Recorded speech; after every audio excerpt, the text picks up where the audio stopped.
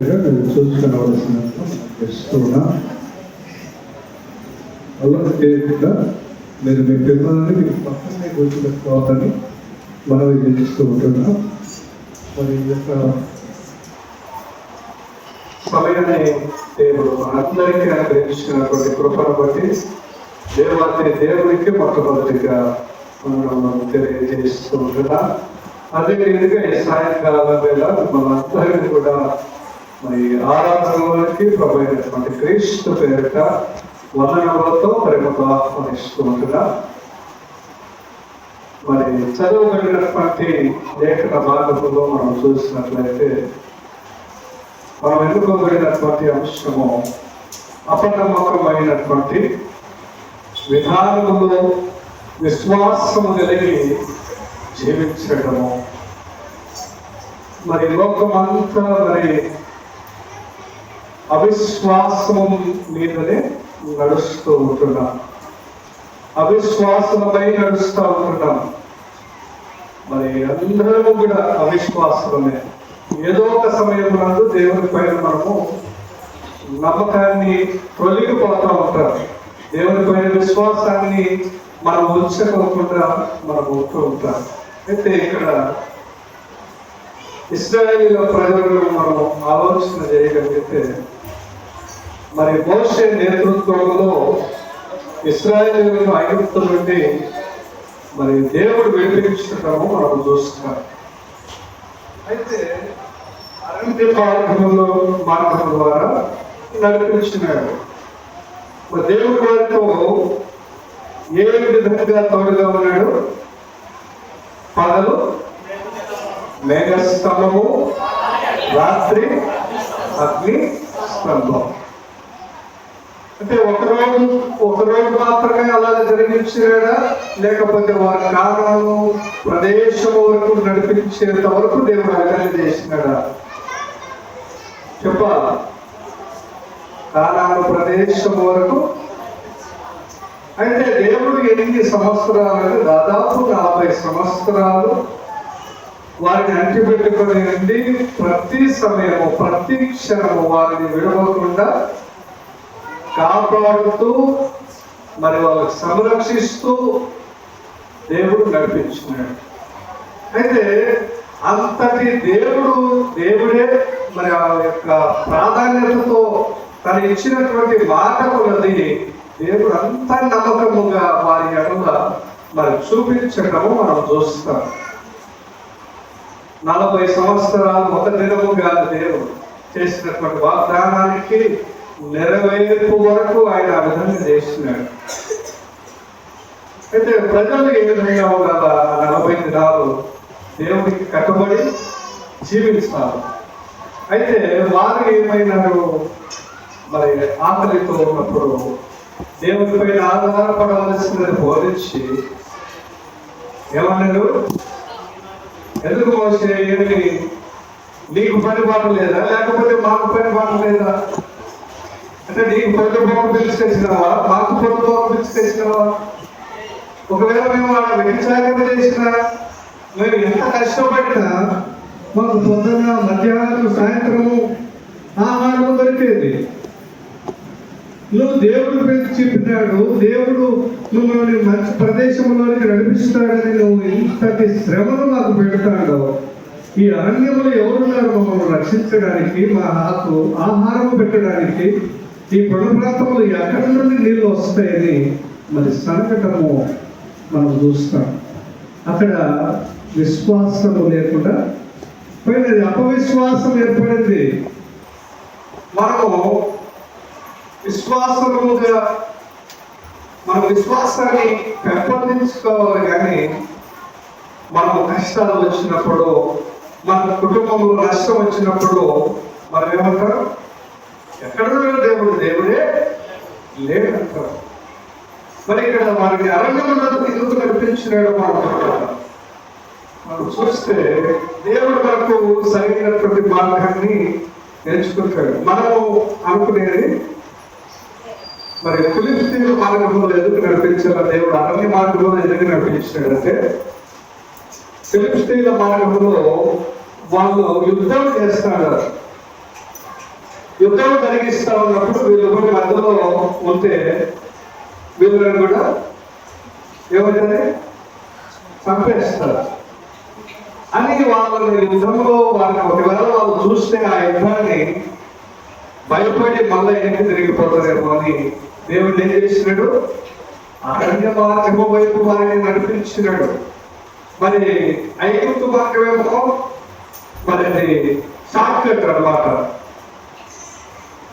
మరి అదేమో అరణ్య మార్గమేమో ఊళ్ళతో తిరిగిపోవాలి.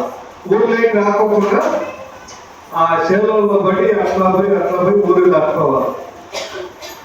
దేవుడు ఇక్కడ జరిగేటువంటి పరిస్థితులను ఆధారం చేసుకుని వాళ్ళని ఆ మార్గంలో నడిపించినాడు. అంటే దేవుడు చూడు, ఇక్కడ దేవుడు చెప్పినటువంటి మాటకు వాళ్ళు ఎక్కడ కూడా నష్టపోకుండా వారి ప్రాణాలను దక్కించడానికి, వాళ్ళను మరి రక్షించడానికి ఆ విధంగా చేసినాడు. అయితే మనకేం కావాలా? షార్ట్ కట్ కావాలా?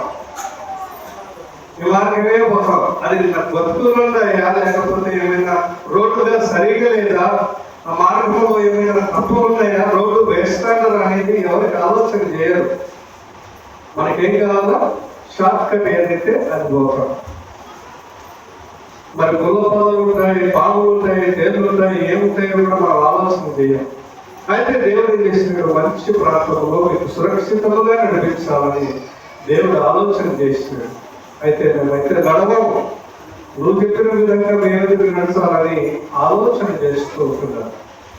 నేటి కాలంలో కూడా మరి ఇశ్రాయేలు ప్రజల మాదిరిగా అపనమ్మకమైనటువంటి విశ్వాసములుగా ఉంటూ ఉన్నాను. వెంటనే జరిగిపోవాలి. మన ప్రార్థనకు వస్తాము, తిరిగి ఇంటికి పోయేలోపు మన కుటుంబంలో స్వస్థతలు జరిగిపోవాలి, అద్భుత కార్యాలు జరిగిపోవాలి. పిల్లలు లేని వాళ్ళకు పిల్లలు అనుగ్రహించాలా, ఆరోగ్యము లేని వారికి వెంటనే ఆరోగ్యం కలగాల, పిల్లలు చదవలేకపోతే వారికి వెంటనే జ్ఞానం కావాలా, చదువు కావాలా. అది వెంటనే రాదు. దేవుడు నీకు శ్రమలు పెడతాడు, హింస పెడతాడు, మనకు తట్టుకుంటావా లేదో చూస్తాడు. నువ్వు అన్నిటికీ సహించి నిలవబడినప్పుడే విజయం వస్తుంది. అన్నిటికీ మనము సిద్ధంగా ఉండాలన్నటువంటిది మనం చూస్తాం. మనకు కష్టమైన మార్గము కల్పించినా అది దేవుడు ఉత్తమ ప్లాన్గా కావచ్చు, అది దేవుడికి మంచిది కావచ్చు. ఈరోజు నువ్వు కష్టపడినా అది దేవుడికి ఇష్టమైనవచ్చు. నువ్వు ఆ కష్టాన్ని ఎదిరించి దేవుడి వైపు విశ్వాసం కలిగి ఉన్నప్పుడు దేవుడు నిన్ను బట్టి సంతోషించవచ్చు. దేవుడు కూడా మరి యేసుక్రీస్తు ప్రభువారు కూడా ఆనందించాలా, నేను సంతోషంగా జీవించాలా అని అనుకుంటే ఆయన భూలోకానికే వచ్చి దేవుని బట్టి పెట్టేయగా. ఒకవేళ వచ్చినా ఆయన మనల్ని పట్టించుకునే వ్యక్తి కాదు, శ్రమ పడాల్సిన వ్యక్తి కాదు, ఆకలితో అనుమతించాల్సిన వ్యక్తి కాదు. ఉపవాసం అంటే ఎట్లా చేసిన యేసుక్రీస్తు మనం ఎట్లా చేస్తానా చెప్పండి. ఒకవేళ మనము పొద్దున తినా, మధ్యాహ్నం తినా, మన సాయంత్రం తినా, కొంతమంది 3 గంటల వరకు, కొంతమంది 1 పూట వరకే. అయితే దేవుడు 40 దినాల్లో ఎట్లా ఉపవాసం చేసినాడు? నీళ్లు లేవు, ఆహారం లేదు, ఏమీ లేదు. 40 దినాలు దేవుని దగ్గరికి పోయి అరణ్యంలో అక్కడ నీళ్లు లేవు, ఏమీ లేదు.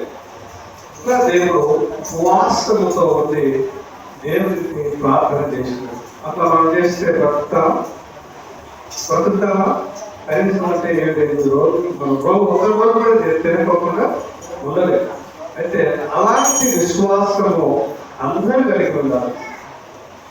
లాస్ట్ టైం ఈ మాట చెప్పినప్పుడు నేను చాలా మంది మేమేమో అందరూ అన్నానికి వస్తున్నామని నేను మాట్లాడేది యేసుక్రీస్తు మాట వలనైనా బ్రతుకుతామని నేను చెప్పిన. మానవుడు భోజనం వలన కానీ ఆహారం వలన కానీ దేని వలనైనా బ్రతకడేమో కానీ దేవుని యొక్క మాట వలన బ్రతుకుతాడని చెప్పినప్పుడు ఏడు బాబు మేము అంతా ఆలోచిస్తున్నాం. నేను ఆ ఉద్దేశంతో అసలు అయినా కూడా దేవుని మాట వలన మనం బ్రతుకుతాం. ఆ మాట ఈ సెలవు ఇవ్వడానికి మనము యేసుక్రీస్తు ప్రభువారిని ఎదుర్కోవాలి. అసలు మనం ఎన్నుకోవడం అసలు ఆ ఊసే యేసుక్రీస్తు ప్రభువులు వారు చేసినటువంటి త్యాగాన్ని మర్చిపోతాం, ఆయన చేసినటువంటి ప్రేమను మర్చిపోతాం, ఆయన చూపించినటువంటి విశ్వాసాన్ని మర్చిపోతాం, అన్నిటినీ మర్చిపోతాం. అప్పుడు మనల్ని దేంతో పోలుస్తారు? మీరే అంటాం అనుకో కొన్ని సందర్భాల్లో, కుక్కకు ఒక ముద్దను పెడితే విశ్వాసం కలిగి ఉతికినా ఉంటాడు. దేవుడు తిండి ఇచ్చినాడు, కట్టుకోవడానికి బట్టలు ఇచ్చినాడు, మంచి ఆహారం ఇచ్చినాడు, మంచి ఆరోగ్యం ఇచ్చినాడు, అన్ని స్థితులను బాగుపరిచినా దేవుడిని నువ్వు ఆరాధించుకోకుండా విశ్వాసం లేకుండా జీవిస్తే మరి నేనేమనాలా? అది నీ వ్యక్తిగత. మరి నేను ఏమన్నాడో ఏమన్నాడో అది దేవుని మధ్య నీ మధ్య. మరి మనం ఎలాంటి వారముగా ఉంటున్నామంటే, మనం వేటిపైన ఆధారపడి జీవిస్తూ ఉంటున్నామంటే, మరి యెషయా గ్రంథము 41 10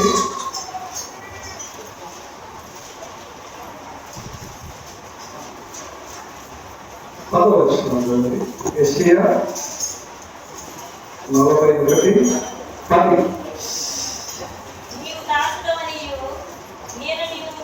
నీవు నా దాసుడవనియు నేను నిన్ను ఉపేక్షింపక ఏర్పరచుకున్ననియు నేను నీతో చెప్పినాను, నీకు తోడై ఉన్నాను. భయపడము, నేను నీ దేవుడనై ఉన్నాను. మనము మరి వేటిని అనుసరిస్తాడా? మరి దేవుడు ఏం చేస్తున్నాడు? నేను నీ దేవుడనై ఉన్నానని చెప్తున్నాడు. మనం వీటిని నమ్ముతున్నాం అంటే మన విశ్వాసం దేనిపైందంటే ద్వితీయోపదేశ కాండము 18వ అధ్యాయము 10వ వచనము. తన కుమారుడైనను తన కుమార్తెనైనను అగ్నిగుండము దాటించు వారినైనను శకునము చెప్పు సోదరిగారినైనను మేఘ శకునము గల కానీ సర్ప శకునము కానీ చెప్పు వారినైనను చిల్లంగి వారినైనను బాధితుడైనను ఇంద్రజాలకుడైనను కరుణ పిశాచి నడుపు వారినైనను దైవము యొక్క విచారణ చేయని వారినైనను మీ మధ్య ఉండగలుగుతాము. వీళ్ళంతా మా మధ్యనే ఉంటారు. సోదరి చెప్పిన వాళ్ళు అక్కడ దైవం ఉంది, ఇక్కడ వినిపిస్తారు అనేటువంటి వాళ్ళందరూ ఎక్కడ ఉంటారు? ఇన్ని ఉన్నారా లేదా?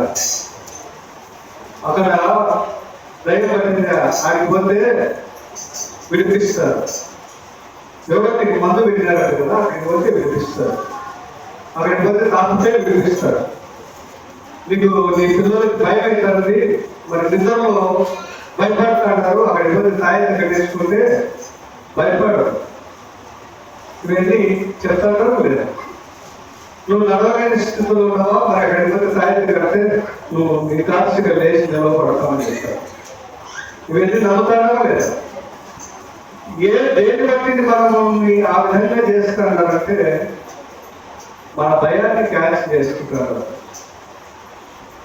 భయమే ఒక పెద్దభూతం అంటారు, అవునా లేదా? ఆ భయం ఏమైతే కాస్త ఇంకా భయం చేస్తాను. చీకటి పడితే పిల్లల్ని అటు సైడ్ పంపిస్తారా? పంపలేదు. ఎందుకు? ఏమని చెప్తారు? దయ్యాలు ఉంటాయి, మీరు తీసుకోమని చెప్తారు. వాడు ధైర్యంగా పోయిన వాటిని మనమే చెడగొడుతుంటారు. ఇంకా భయాన్ని మనకి చెప్తా ఉంటాం. అంటే మనకి తాయెత్తు నడిపిస్తుంది. మనము ఆ తాయెత్తు అంటే మనం విశ్వాసం ఎట్లా అంటే కనిపించే వాటి మీద విశ్వాసం మనం ఉంచుతాం, కనిపించే వాటిని నమ్ముతాం. ఏంటి? ఈ మెడలో దారి ఉంటే అది నన్ను రక్షిస్తుంది, నా దగ్గరికి దైవమే రాదు, నాకు ఎవరు ఏం చేయలేరు అనేటువంటి భావన కలిగిస్తారు. ఏంటి అది ఉంది కాబట్టి. అది మన ఎవరిలో లేకపోతే ఇంకా భయం. మనం వేదికైన మనము మరి మన యొక్క జీవితాలను ముచ్చుకుంటామో మనం తెలియపరచుకోవాలి. వెంటనే మనకు ఏం కావాలో ఫలితాలు రావాలి. దేవుడు వెంటనే ఏ ఫలితాలు నిన్ను పరిశీలన చేసి నిన్ను ఎదుర్కొని నిన్ను శ్రమలలో ముంచి లేపి నువ్వు అప్పుడు సక్సెస్ఫుల్గా అయితేనే అప్పుడు దేవుడికి కావాల్సినటువంటి వ్యక్తిగా నిన్ను అంగీకరిస్తాడు దేవుడు. మనకు ప్రార్థనలో ఓపిక అవసరం కావాలి, కానీ తాయత్తు వెంటనే రక్షణ ఇస్తుందని అనిపిస్తుంది. అది వేసుకుంటానే మనకు ఎక్కడ లేనటువంటి ధైర్యము, ఎక్కడ లేనటువంటి మరి ఆరోగ్యం వచ్చిందని మనకు ఫీల్ అవుతాం. అవునా? ఇతరులు ఇది ఎవరి నుండి వచ్చిందంటే ఇతరుల ప్రభావం. అది ఏం చెప్తారు, ఇది వేసుకుంటే బాగుపడతాం అని ఎవరో చెబుతారు. నీకైతే తెలుసుకో. ఎవరో చెప్తే అక్కడికి పోతే మంచిది, ఇక్కడికి పోతే మంచిది అని చెప్తారు. అవునా కదా? ఇప్పుడు మనలోని క్రైస్తవంలోనే కొంతమంది పాస్టర్లు ఉంటారు. అక్కడికి పోతే గర్భం వస్తుందంట, అక్కడికి పోతే స్వస్థతలు జరుగుతాయంట, అక్కడికి పోతే ఇంకొకటి చేస్తారంట, అప్పులు తెలుస్తారంట, మరి ఎన్ని చెప్తారు. అవునా? మరి ఎందుకు చేస్తాడు ఆయన సేవ? డబ్బుల కోసమా, లేకపోతే మందిని మోసం చేయడానిక? అలాగే చేయమని దేవుడు చెప్పినట్టు ఎక్కడైనా గ్రంథంలో అప్పులు తీరుస్తాను, మీ ఇష్టానుసారంగా జీవించండి, మిమ్మల్ని అంతా ఏం కావాలో అన్నీ ఇస్తానని చెప్తాడు. ఎప్పుడు ఇస్తానని చెప్తాడు? నా మార్గంలో నడిచినప్పుడు, నన్ను పోలి నడిచినప్పుడు, నా విధంగా ఎవరైతే జీవిస్తాడో వారికి ఎక్కడ పరలోకంలో ఇస్తానంటున్నాడు. భూమి మీద కాదు. ఏనాడు దేవుడు భూమి కొరకు, భూమిలో ఉన్నటువంటి వాటి కొరకు మరి ఇస్తానని చెప్పాలి. మన వాళ్ళు ఏం చెప్తారు, మనకేం కావాలో, మనకేమేమి అవసరమో ఈ భూమి మీదనే జరిగిపోవాలనుకుంటాం, కానీ దేవుడు పరలోకంలో ఇస్తానంటున్నాడు. ఈ లోకంలో సంపాదించినటువంటి ధనము, బంగారం అవేది కొన్ని కాలంలో మరి నాశనం అవుతాయి, చెల్లులు పడతాయి, మరి ఏమేమి మరి నాశనం అవుతాయి, ఎలుకలు కొట్టి దాన్ని సర్వనాశనం చేస్తాయి. అయితే పరలోకంలో మీరు దానిని దాచుకున్నప్పుడు అది రెండింతలుగా, మూడొంతలుగా దేవుడు ఆశీర్వదిస్తాడు. అక్కడ మనకి మన యొక్క జీవితానికి దేవుడు మూడొంతటి ఫలాన్ని అనుగ్రహిస్తాడు. మన వాళ్ళు ఇక్కడిక్కడే జరిగిపోతుంది, ఇక్కడిక్కడే జరుగుతుందని సెలవిస్తాం. మరి ఎందుకు పరిశుద్ధాత్మ దేవుడు ఆ కాలంలో మరి స్వస్థతలను చేసినాడంటే, మరి ఎంతగానో దేవుడి పైన విశ్వాసం వచ్చి వారు పుట్టి గుడివారైనప్పుడు, మరి యాక్సిడెంట్ లో మరి వాళ్ళ కాళ్ళు చేతులు పోగొట్టుకున్నప్పుడు, మరి అంగవైకల్యం కుటుంబాల్లో వారి ద్వారానే వారి కుటుంబం నడిపిస్తూ ఉన్నప్పుడు దేవుడి పైన విశ్వాసం వచ్చినటువంటి ప్రతి వారికి ఏమని చెప్పాడు? వారిని ఆశీర్వదించి, వారి కుటుంబాన్ని దీవించి, వారికి ఏ ఏ అవసరతలో వాటన్నిటి గురించి వారికి ప్రార్థన చేసి రండి చెప్తాడు దేవుడు. తర్వాత నేను వాటిని అనుగ్రహిస్తాను. మరి మన వాళ్ళు ఏమేమో చేసి డబ్బులు సంపాదించుకొని క్రైస్తవాన్ని తప్పుడు మార్గంలో నడిపిస్తా ఉంటున్నారు. మరి కనబడేటువంటి వస్తువుల మీద నమ్మకము మనం కనబరుస్తాం. మనిషి చూడని దానిపై ఎక్కువ నమ్మకము పెడతాం. తాయత్తు కనిపిస్తుంది అంటే అందుకే ఇది కాపాడుతుంది అని మనము నమ్మకం ఇస్తాం. కానీ తెలియనటువంటి మరి విషయం ఏంటంటే, మరి కొరింథీయులకు రాసినటువంటి పత్రిక కొరింథీయులకు రాసినటువంటి 2వ పత్రిక 5:7 చదవండి. 5:7 కనుక నీ దేహంలో నివసించు చున్నంతకాలము ప్రభువునకు దూరంగా ఉన్నామని ఎదిగి ఎల్లప్పుడూ ధైర్యవంతులమై ఉన్నాము. అంటే మనము మన దేహమేమో మన బ్రతికినంతకాలం ప్రభువునకు దూరంగా ఉన్నామని ఎదిగి మనం ఏమనుకుంటాం? చెప్పండి, ఏమనుకుంటాం మనం? ఎల్లప్పుడూ ధైర్యం వాళ్ళని విన్నాము. అయితే దేవుడు లేదని తలంచి కార్యక్రమం మీద ఆధారపడి ధైర్యంగా ఉంటామని అక్కడ తెలియపరుస్తున్నాడు. మనము కూడా అంతే. ఆ తాయెత్తుంటే దేవుడు కనపడాడు, గొప్పడు కనపడాడు. అవునా? ఆ తాయెత్తే వారి కుటుంబానికి అప్పులు తెలుస్తుంది, వారి యొక్క మరి ఆరోగ్యము అంతా కూడా బాగుపడుతుంది. నేను ఇక్కడే చెప్పినాను. మరి అన్నగారు మళ్ళా అది చేసింది, కట్టబడి వచ్చింది, మళ్ళా సొంతంగా నడుచుకుంటుంది. విశ్వాసం అనేది మరి కనబరుచుకోవాలి దేవుడి ఎదుట. తాయెత్తుల మీద మరి ఆధారపడితే దేవుడు ఎన్నటికీ కూడా వారి కుటుంబాన్ని చూడడు, వారి వ్యక్తిగతాన్ని చూడడు, ఎవరిని కూడా వారి కుటుంబము లెక్క చేయడు. దేవుడు ఎంత ప్రార్థన చేసినా, ఏడ్చి పెడమప్పులు పెట్టినా, మీ ప్రార్థనను నేను విధులు నేను నా మొక్కలు ఎట్లా చేసుకుంటున్నాను మరి తిప్పుకుంటానని చెప్తాను. మరి మన ప్రార్థనకు ప్రతిఫలం ఎప్పుడు వస్తుందంటే దేవుని పైన ఆధారపడి జీవించినప్పుడు. మనకు కొన్నిసార్లు శత్రువులు సాత్వము ఏం చేస్తుంటే తప్పులో పట్టించడానికి అలాంటి వారిని మన వద్దనే మరి పెడతారు. అక్కడ తాయెత్తులని, ఇక్కడని, మంత్రగానులని, ఇవన్నీ వాటి మనం ఏం చేస్తాం? కొంతమంది బంగారు లేస్తుంది పలానా శాతాన్ని మరి కొంతమంది ఇంట్లోనే తవ్వించుకున్నారు. మా ఊళ్ళోనే ఆ వ్యక్తిని ఏం చేస్తున్నాడంటే బలవారాన్ని వెళ్ళిపోయినాడు. ఏవేవో చేస్తారు. దేవునికి అప్పటికి చాలా బాగా పాటలు పాడతాడు, మళ్ళా చర్చికి వస్తాడు. అయినా ఏం చేసింది ఆ వ్యక్తి అంటే ఆశ, విలోకపు ఆశ. బంగారం వస్తుంది, డబ్బులు వస్తుంది, నేను కోటీశ్వరుని అవుతానని తన ఇంట్లోనే మంత్రాలు తంత్రాలు అన్నీ చేయించుకొని మళ్ళా మరుసటి వారానికి అతడు చనిపోయినాడు. ఎక్కడ మనము తప్పుడు మార్గంలో నడుస్తున్నామో అది మన ప్రాణాన్ని సైతము తీయగలదని మనకు తెలియపరుస్తున్నది. మన పోరాటము శరీరంతో కాదు, ఆత్మీయ శక్తులతో మనం గ్రహించాలి. మరి నిజమైనటువంటి సత్యం ఏంటంటే తాయెత్తు కాదు, దేవుడే రక్షణ. వస్తువు కాదు, యేసుతో సంబంధము ముఖ్యము. మరి 14:6 వచనంలో ఉదాహరణ చెప్తాడు. అక్కడ నేనే మార్గము, నేనే సత్యము, నేనే శివుడు, నా ద్వారా తప్ప ఎవరు కూడా ఆ మార్గంలో మనం నడవగలగాల అన్నటువంటి మనం మర్చిపోతూ ఉన్నాం.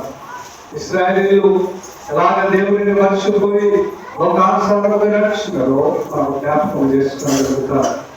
ఇంకొకటి మనం చదువుబడినటువంటి లేఖన భాగంలో మనం చూస్తే అక్కడ ఒక తీర్పును తీర్చగలుగుతా ఉన్నారు. ఎవరు? కైసరు. మరి ఆయన ఆజ్ఞ ప్రకారము ఎవరి దగ్గరికి పంపించినాడు? పిలాతు దగ్గరికి పంపించినప్పుడు పిలాతు ఏమన్నాడు? ఎందుకంటే ఇంత పరిశుద్ధిని తీసుకొని వచ్చి మరి శిలువకు అప్పగించాలా, ఇతని పైన నేరాన్ని మోపుతారంటే వాళ్ళు ఏమన్నారు? ఆయన దేవుడని, ఆయన రక్షకుడని, రాజుని, ఆయన ఆయన గొప్పలు చెప్పుకుంటాడు అందరూ. మరి మా రాజు ఎవరంటే ఒక కైసరు తప్ప ఎవరు మాకు రాజు లేదని చెప్తారు. అంటే అక్కడ కూడా బైబిల్ చదివినటువంటి పండితులు, పాండిత్యము చేసినటువంటి వ్యక్తులు, శాస్త్రులు, పరిచర్యలు, యూదావారు, ఇశ్రాయేలు మరి వారు దేవుడిని గ్రహించలేకపోవడము మనం చూడగలుగుతాం. అంటే వాళ్ళు లేఖనాలను చదివిన దేవుడిని తెలుసుకోలేకపోయినారు. మరి యెషయా గ్రంథంలో చెప్పుకుంటుంది, క్రీస్తు యొక్క జననము ఏ విధంగా జరుగుతుంది, ఆయన ఏ పనులు చేస్తాడు, ఎందుకు నిమిత్తము వచ్చినాడు, మరలా దేవుని దగ్గరికి పోయినాడు అనేటువంటి అన్నీ కూడా మరి ఆయన పుట్టక ముందే మరి రాయటము మనం చూస్తాం. ఏదైనా మనకు శిశువులు ఆయన పలానా పేరు పెడతాము, ఆయన రాజ్యభారం ఉన్నది, సర్వశక్తి మంతుడు, ఆయన మూలంగా సర్వం కలిగింది అని మరి ముందుగానే రాయబడింది. మరి ఇంతటి పాండిత్యము కలిగినటువంటి వ్యక్తులు, శాస్త్రులు, పరిచయులు వాళ్ళకు తెలియదంటారా? అంటే మనం మరి మన మాదిరిగానే మూర్ఖముగా వాళ్ళు ప్రవర్తించినారు. దేవుడిని ఎరగక వాళ్ళ ఇష్టానుసారంగా చేసుకున్నారు. అందుకు మరి ఆ తీర్పు దినమునందు అయితే పిల్లలతో మీరు అడిగినటువంటి ప్రకారమే మరి వారి రాజు ఏం చేస్తారు, మరి మీరు అడిగితే మేము చేస్తాం. రాజు తన సొంత ప్రయోగాలు చేస్తే వాళ్ళ వ్యతిరేకత మొదలవుతుందని మరి యూదా వారు అప్పుడు మరి క్రీస్తు మరి యెహోవా దేవుడిని ఆరాధించే వ్యక్తులు మరి కొద్ది పాటి జ్ఞానంతో వాళ్ళు జీవించే వాళ్ళు, మంచి వాళ్ళు ఏం చెప్తే అది అన్నట్టుగా కొంతమంది చెప్తే ఎమ్మెల్యే బాగుతాడు కదా, అట్లాగా వీళ్ళు కూడా మరి ఒక రాజ్యంలో ఒక పేరు సంపాదించుకునేటట్టుగా మనం చూడగలుగుతాం. అందుకు వారి మాట విని మీరు అయితే ఈ తప్పు వ్యక్తి నాకు ఎలాంటి సంబంధం లేదు, మీరు అడిగిన దానికి మరి నేను ఊరికే మాట మాత్రం సెలవిస్తానని ఆయన చేయి వేసుకుంటాడు. అయితే ఆయన మరి చంపడానికి ఆగ్రహించినప్పుడు, ఆయన సెలవు వేయడానికి ఆగ్రహించినప్పుడు ఆయన యొక్క సెలవు పైన ఏం రాస్తారు, యూదుల రాజు అని అపహసించినప్పటికీ, అపహాస్యంలో రాసినప్పటికీ వాళ్ళు అదే నిజమని గ్రహించలేకపోయినారు. ఏదైతే నిజమో వారిలోనే రాయించాడు, ఆ యొక్క శిలువ మీద రాయించగలిగినాడు దేవుడు. నిజాన్ని ఎవరు కూడా దాచలేరు, నిర్భయముగా వెల్లడి పరుస్తుందని గ్రహించగలిగారు. అక్కడ కూడా మనము ఆ యొక్క అల్ప విశ్వాసాన్ని మనం చూడగలుగుతాం. మరి తప్పులు చేసిన వారిని మనం సమర్థిస్తాం, తప్పు చేసిన వారికే మనం ప్రోత్సహిస్తాం. అది తప్పని మనం గ్రహించము, చెప్పము. అయితే ఏ పాపం ఎదిగినటువంటి క్రీస్తుకి వాళ్ళ కొత్త సాక్ష్యములు చెప్పి ఆయనను మరణానికి తీసుకువెళ్ళారు. మరి ఎవరిని కోరినారు కావాలని? ఎవరిని?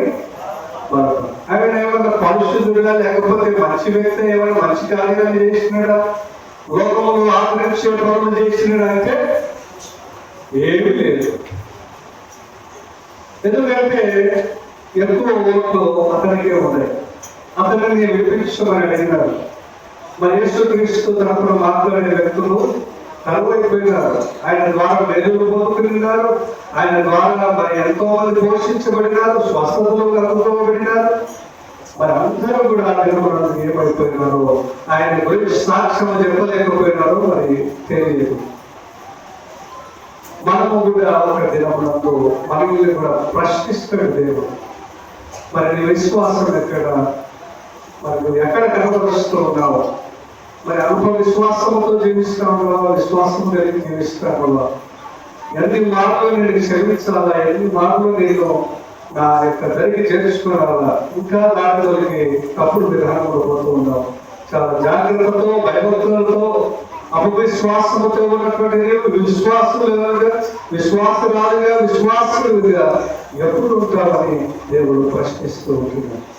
మనము కూడా సిద్ధపడే మన విశ్వాసాన్ని బలము మరి పొందుకొని మరి ప్రాయత్తుల మీద, మరి లోకంలో ఉన్నటువంటి వాటి మీద కాకుండా దేవుడిపై విశ్వాసము కలిగి, దేవుడే మనకు ఆశ్రయం కనుక, ఆయన ద్వారానే సమస్తము కలిగింది కనుక, ఆయనే సమస్తము చేయగలిగినటువంటి దేవుడు కనుక ఆయన పైన ఆధారపడి ఆయన యొక్క మార్గమును విశ్వసించి, ఆయన యొక్క మాట తీరులో, ఆయన యొక్క జీవించినటువంటి లోకము, ఆయన యొక్క విధానాన్ని, ఆయన మార్గాన్ని మనం అనుసరించి ఆయన బిడ్డలుగా, ఆయన కుటుంబంగా చేర్చబడుటకు దేవుడు మనందరినీ అటు రీతిలో